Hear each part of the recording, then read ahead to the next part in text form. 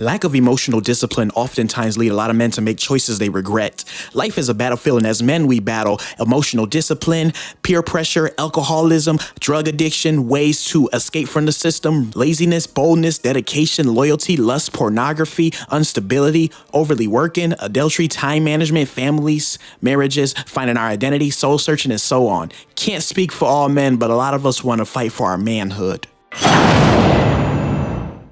Vibe-driven generation. I know y'all hear that word vibe a lot. What is that word? What is a vibe? And no, I'm not talking about the instrument, but vibe. Well, let me tell you something. Vibe is short for vibration waves. You know, stuff you feel in the atmosphere. You ever go to places and feel the atmosphere? You hear people say, that vibe feels weird. Well, it's because a lot of us are energy, and we live in a time where people's ears has grown dull to the gospel because it has been poorly misrepresented many, many times. Folks want to become spiritually alive, and when folks don't feel spiritually alive, they begin to rely on their senses, their natural human senses. This video is mostly for men who are down for the heavenly most high God. Without further ado, I personally don't use the word vibe.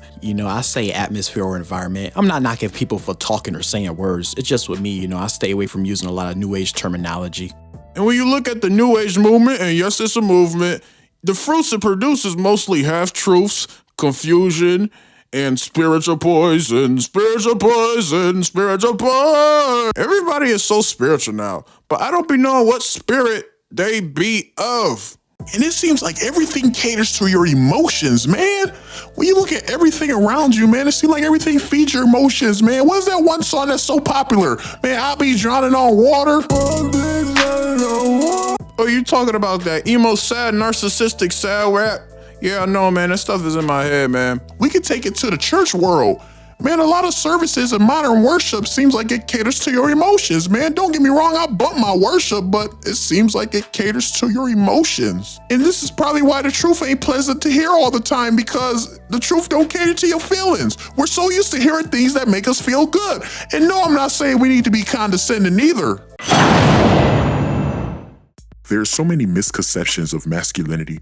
You know, masculinity is not about being a superficial macho man who don't feel or have emotions.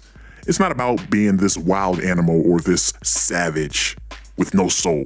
It's not about having a super strong physique. That does not represent no masculinity. Having an uncontrollable violent anger is not a form of masculinity either. There's so many definitions of a masculine man, but to give you the most accurate possible definition of a masculine man, we're gonna call this a godly man definition. A godly man is simply a man who submits to the I am, a God so powerful that his name can't even be formulated in the English language, a God so powerful that the human logic can't process his nature. Satan wants to defile God's creation by making it his own. This is why you see the role reversals with the genders. The creation is just becoming more and more corrupt and being what it's not designed to be. You see the man being what he's not designed to be. You see the woman being what she's not designed to be. Let me give you an example. You ever jailbreak a video game console? Of course, it's fun to break the limits and the boundaries and distort and corrupt what it's designed to do. But over time, eventually the system will crash and break and not function no more. And this is what Satan's trying to do towards the Most High's creation. He's trying to jailbreak us and unlock parts of us that are not supposed to be unlocked and have us function in ways we're not supposed to be functioning, till the point we collapse and crash. No, sex is an idol. It's all in your music, your media, your movies, your environment, your peers. It's designed for married folks. You know, a lot of boys and men base their self-esteem on the amount of bodies and women they sleep with. They base their identity of the type of sex they have with these females. Y'all know exactly what I'm talking about. Cause it's a cover-up, man. Cause a lot of men can't share their struggle, their burdens, or their pain to nobody because we're afraid people gonna start acting funny, or they'll turn on us, or they'll look at us different. We keep that bottled in because we can't trust nobody, and that's why a lot of men be exploding. When it comes with finding an identity, see, your peers, your culture, the media, your family, your environment, all gonna have some kind of identity to give you.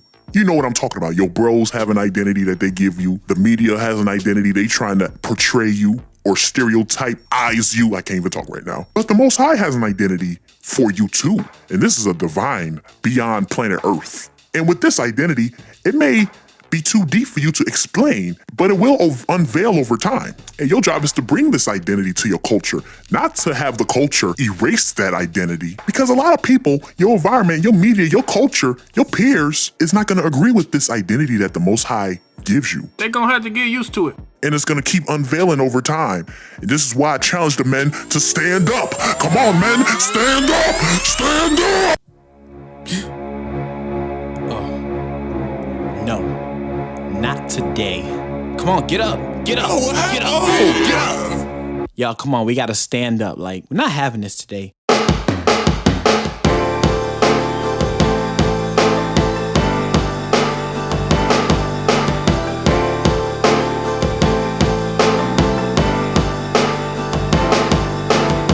You know what? Forget it. But the Grand Chief is still under control. We're out of here.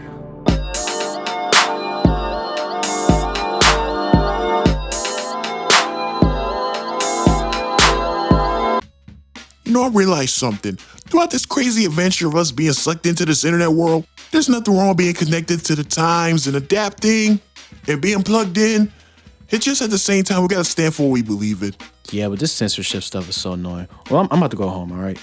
Yep, and I'm out, man. Forget y'all, man. I'm about to get lost, all right? Michael, don't call me.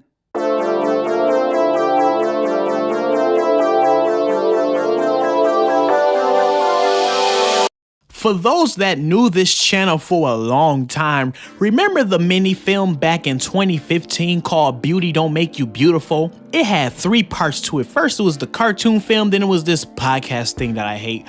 Then it was part 3, that was another cartoon video. Well, coming up soon will be Beauty Don't Make You Beautiful 4.